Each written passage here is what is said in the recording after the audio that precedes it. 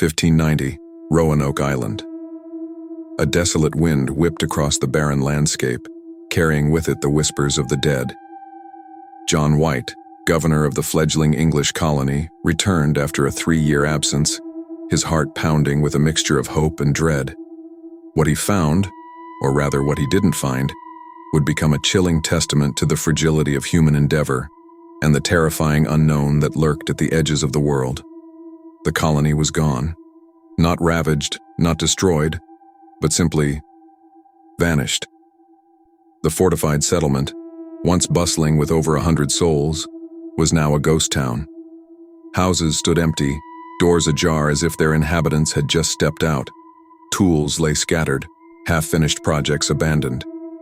The air hung heavy with an unsettling silence, broken only by the mournful cry of gulls and the rustling of the encroaching forest. White's initial hope quickly turned to bewilderment, then to a gnawing primal fear.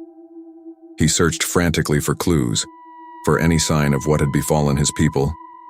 The only thing he found was the word Croatoan carved into a post of the palisade and, more chillingly, the letters Crow etched into a nearby tree.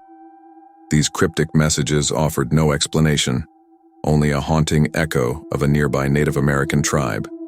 White's daughter, Eleanor Dare, and her newborn child, Virginia, were among the missing. He had left them along with the rest of the colonists to secure supplies from England, promising a swift return. But his return was delayed by war, and now he was met with this horrifying emptiness.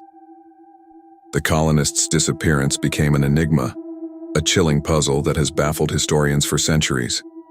Theories abound, ranging from assimilation with local tribes to starvation, disease, and even a massacre. But none fully explain the utter lack of bodies, the undisturbed nature of the settlement, and the unsettling feeling that something far more sinister had transpired. The whispers began soon after White's return. Tales of strange occurrences on the island, whispers of ancient spirits and malevolent entities that predated the arrival of the English. Local Native American tribes spoke of a creature that dwelled in the deep woods, a being of immense power and terrifying presence, a guardian of the land. They called it the Wendigo, a creature of ice and hunger, a harbinger of despair. These stories, dismissed by many as mere superstition, began to take on a new, chilling significance in light of the colony's disappearance. What if the Wendigo or some other dark force had claimed the colonists as its own? What if the Croatoan message wasn't a clue, but a warning? Years later, fragments of journals and personal accounts surfaced, hinting at a growing unease within the colony in the months leading up to White's return.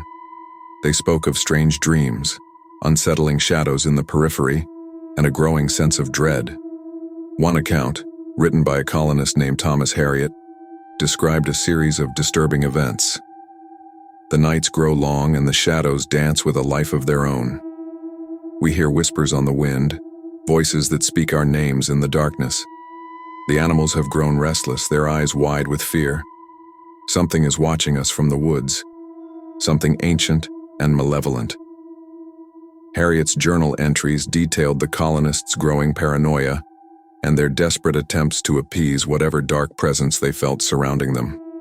They offered sacrifices, performed rituals, and even considered abandoning the colony altogether. But it was too late. The darkness had already taken root. The final entry in Harriet's journal ends abruptly, mid-sentence, as if he was interrupted.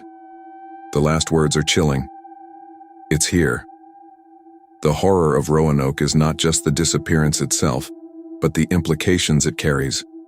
It's a reminder that there are things beyond our understanding, forces that lurk in the shadows waiting for an opportunity to